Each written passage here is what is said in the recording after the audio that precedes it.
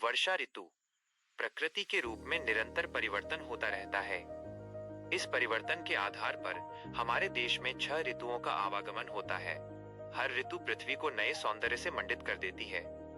भारत की 6 ऋतुओं में वर्षा एक प्रमुख ऋतु है। ग्रीष्म ऋतु के बाद आषाढ़ और सावन दोनों महीनों में वर्षा ऋतु दिखाई पड़ती है। वर्षा के पहले यानी ग्रीष्म ऋतु में पृथ्वी तवे की तरह तप जाती है। लू चलती है, चारों ओर गर्मी रेत उड़ने लगती है।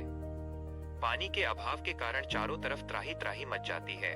सब पानी के लिए आसमान की ओर ताकते रहते हैं। वर्षा आते ही आसमान अधिकांश समय काले बादलों से ढका रहता है। पानी बरसने से नाले, नदियां, कुएं सभी पानी से भर जाते हैं। आसमान में काले बादलों को देखकर मोर खुशी से नाचने लगता है। बादलों में चमकती बिजली की छटा सबका मन मोह लेती है। इस ऋतु में कभी थोड़ी थोड़ी तो कभी मुसलधारा से वर्षा होने लगती है। आकाश धुला मालूम पड़ता है। वायु में शीतलता छा जाती है। प्राणियों में नया उत्साह तथा नई उमंग भर जाती है।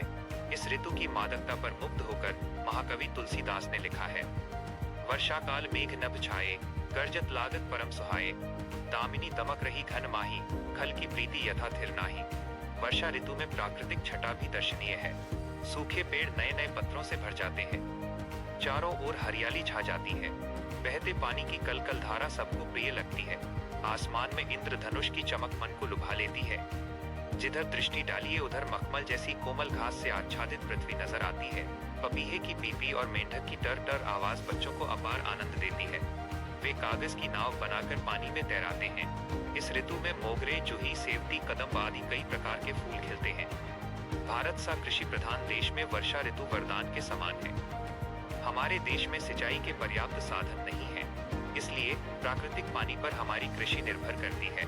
जिस साल आवश्यकता से कम वर्षा होती है तो उस साल देश को भयंकर सूखे, अकाल और महामारियों का सामना करना पड़ता है।